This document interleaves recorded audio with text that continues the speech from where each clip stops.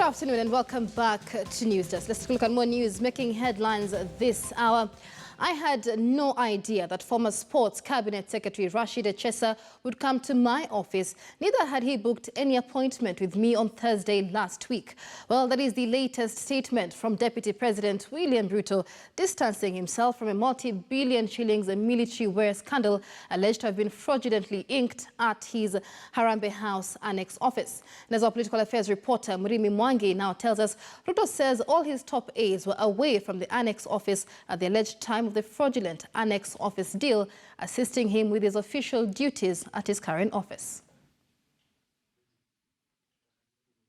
Known largely for regular short punchy tweets when pricked, Deputy President William Ruto's 456-word statement through his communications office on a matter as weighty as a suspected multi-billion shillings military wear scandal said to have been hatched at his Harambee House office was certainly no mean feat, as the country's second-in-command seemingly hung his longtime ally, former Sports Cabinet Secretary Rashid Echesa, out to dry. In the statement signed by Secretary of Communications in the Deputy President's office, David Mugonyi, Ruto denies ever scheduling any appointment with Echesa on the 14th of this month, when the latter is alleged to have fraudulently inked a 39 billion shillings deal with a Poland-based American at Ruto's Harambee House Annex office, using Defense Cabinet Secretary Monica Juma's signature for the supply of military surveillance equipment and guns.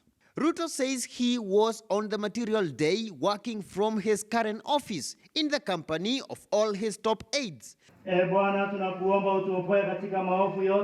Before leaving for this funeral service in Kandara, where he was in the company of, among other leaders, Senate Majority Leader Kipchumba Murkomen and legislators Kimani Ichung'wah, Moses Kuria, Alice Wahome, Aaron Cheruiyot, among others. Yet key officials in Ruto's Harambee House Annex office are said to be persons of interest in the multi-billion shillings probe and on the radar of investigative and intelligence networks. Among these, his personal assistant Farouk Kibet, Chief of Staff Ken Osinde, and Private Secretary Ruben Maiyo.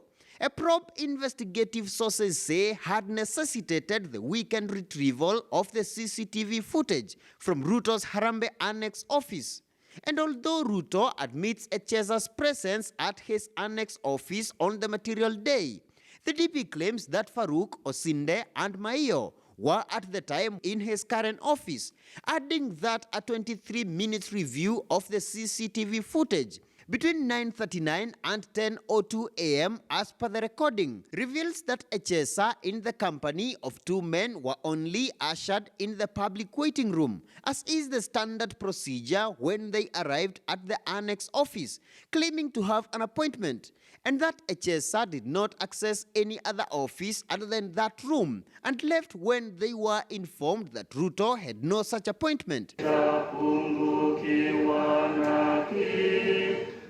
Terming attempts to drag his name into the scandal as political witch hunt, Ruto says that his office does not procure goods for any state department nor provide legal, technical, or facilitative services for signing of agreements, but with detectives at the Directorate of Criminal Investigations and the Office of Public Prosecutions keen to cement the fraud and personification case against Echesa.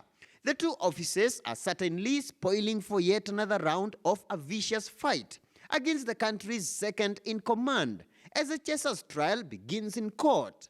Murimi Mwangi, KTN News.